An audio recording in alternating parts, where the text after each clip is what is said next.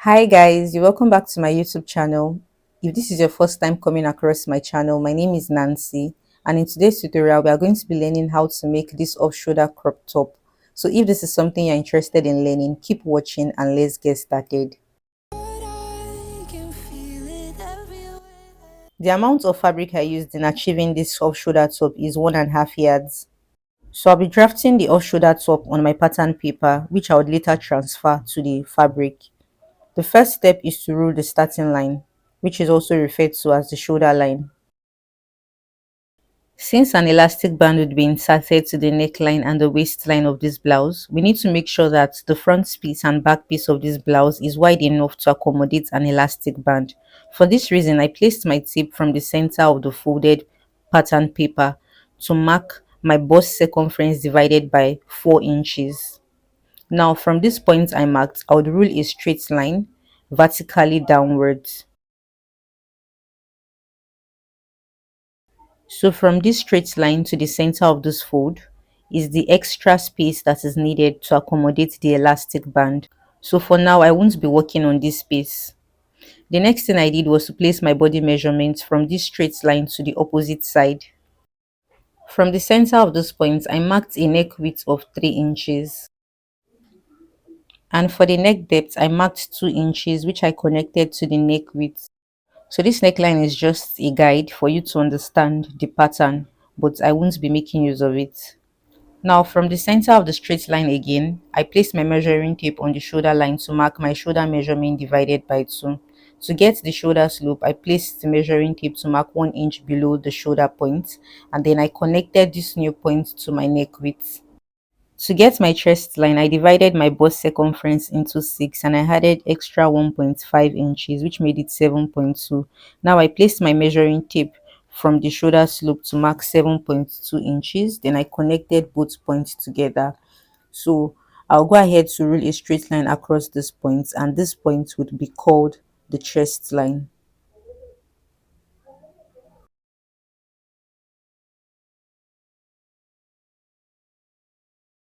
So on the chest line, I placed my bust circumference divided by 4 inches. And now I placed my measuring tape on this straight line to mark the midpoints of the armhole curve. Then I connected these 3 points together using the curved ruler. The next step is to mark the full length of my crop top. The full length of my crop top is 15 inches, but when inserting an elastic into the waistline of a crop top, it would always reduce the length. So for this reason, I will advise you to add extra 4 inches to whatever length you wish to achieve. So altogether, mine is now 18 inches. Now I went ahead to rule a straight line across this point and I extended this straight line to the center of the folded paper. Now on the waistline, I placed my waist circumference divided by 4 inches. And then I connected the bust circumference to the waist circumference.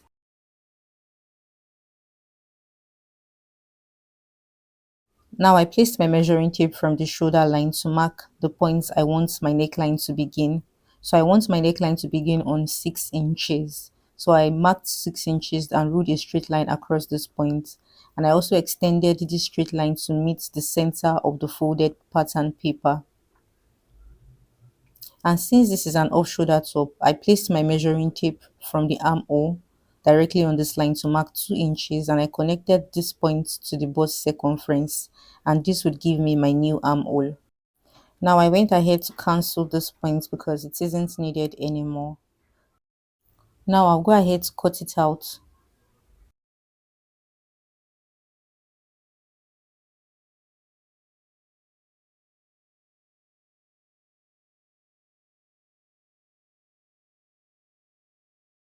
So after cutting out the pattern, I folded my main fabric into 4 and I placed the pattern directly on it to cut out exactly the same shape, which would give me for both the front piece and the back piece of this blouse.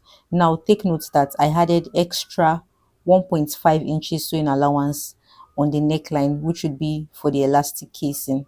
And at the edge of the neckline, I made a triangular shape by this side, and I made sure I cut out exactly the same shape for the armhole. Why for the side of the blouse, I added 1.5 inches sewing allowance, and on the bottom, I added 1.5 inches sewing allowance for the elasticating at the waist. Alright, so this is it here. I have two pieces of this, one for the front piece and the other one for the back piece.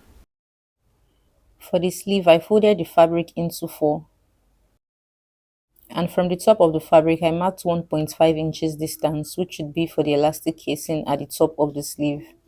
Now I folded the elastic casing inward. I used 12 inches for the width of the folded fabric. For a plus size person, you should use 14 inches.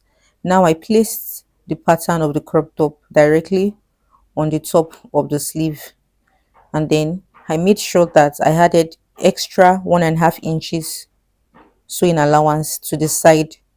Then I connected this point to the armhole. After this, I placed the starting of my tape at the top of the sleeve to mark the full length of my sleeve. The full length of my sleeve is 23 inches. So I added extra 2 inches allowance to that, which would be for the elastic casing at the bottom of the sleeve. Now I placed my measuring tape from this line to get the horizontal measurement. See, I have it to be 11.5 inches. I'll go ahead to subtract 2 inches from that 11.5 inches, and that will give me 9.5 inches. Now I marked it on the hem of the sleeve. So extend the circumference on this side to meet the circumference on the hem of this sleeve. So this is how easy it is to make the off shoulder sleeve. Now I'll go ahead to trim this out following the direction of the chalk.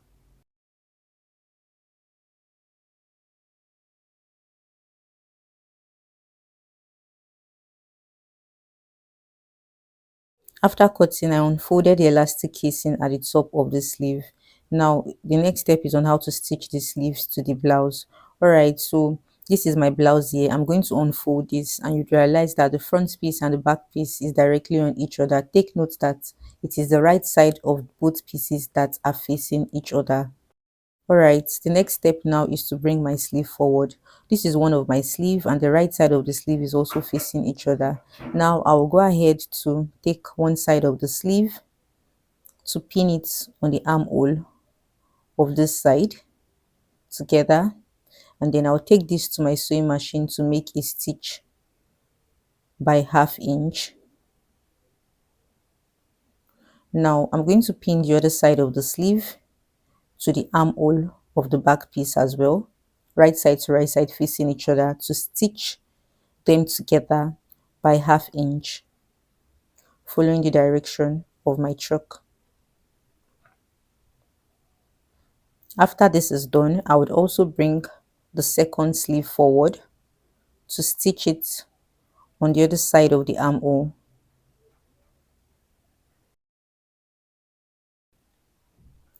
So I'm going to be stitching this side of the sleeve to the armhole of the blouse here by 1/2 inch.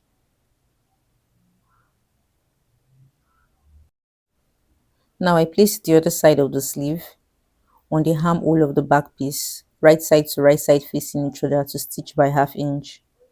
After stitching, this is how the neckline of the crop top should be.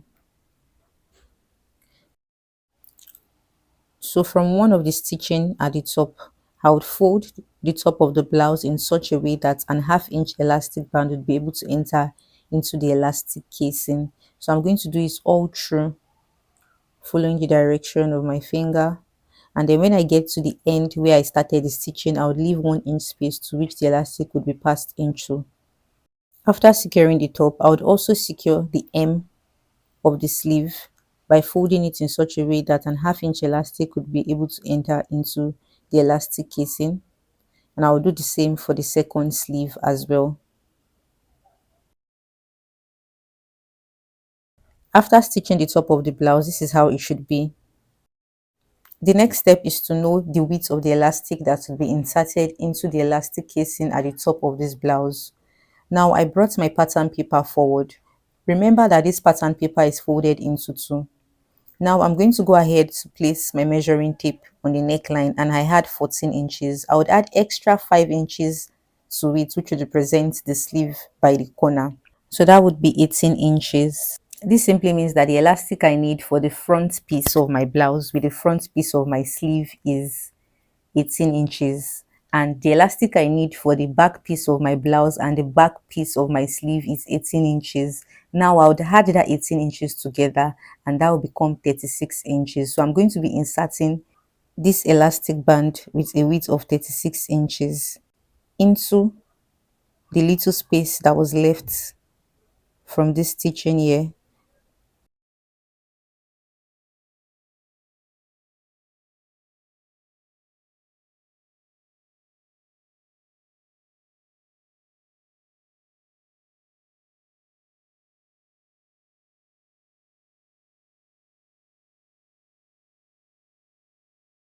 And once I am done inserting the elastic, I went ahead to pin the two ends of the elastic to stitch it directly on each other so it doesn't pull. After stitching, I'll go ahead to close the opening on this side.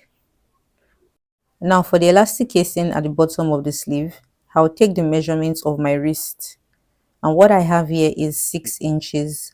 Now I added extra 2 inches allowance to that, which made it 8 inches. So the width of the elastic I'll be inserting would be 8 inches.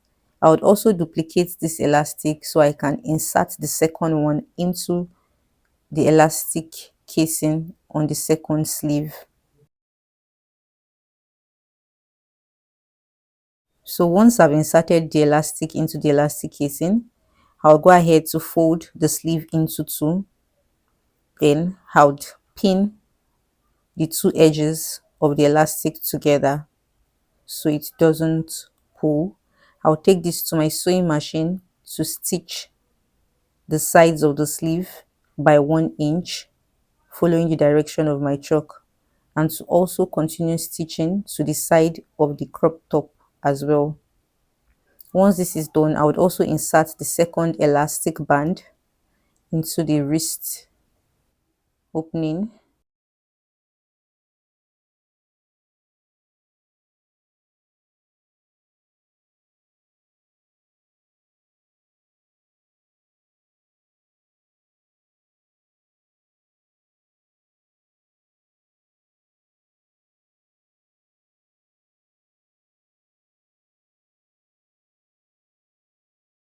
Now I pinned the two ends of the elastic band to stitch the sleeves by 1 inch, following the direction of my finger so I get to the side of the top on this side. After stitching the sides of the blouse, I turned the blouse to the right side of the fabric, and the next step is to stitch the hem of the blouse by folding it inward in such a way that an half-inch elastic band can be easily inserted into the elastic casing. So I took the blouse to the sewing machine to stitch the hem, and I would keep stitching. Now when I get to the point where the stitch started, I left a space of 1 inch to which the elastic would be passed into.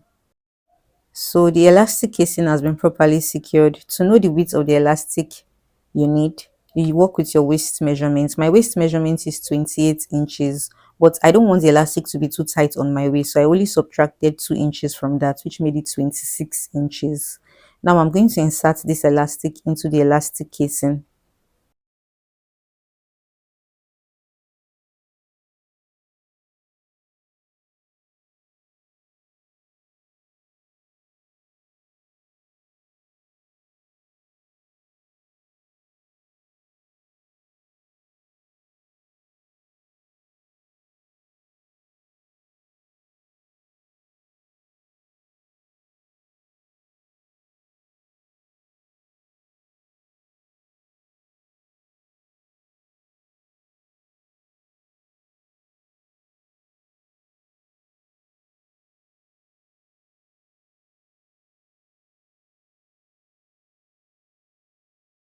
After inserting the elastic, I stitched the ends of the elastic together, and after stitching I inserted the elastic properly into the casing to close the space.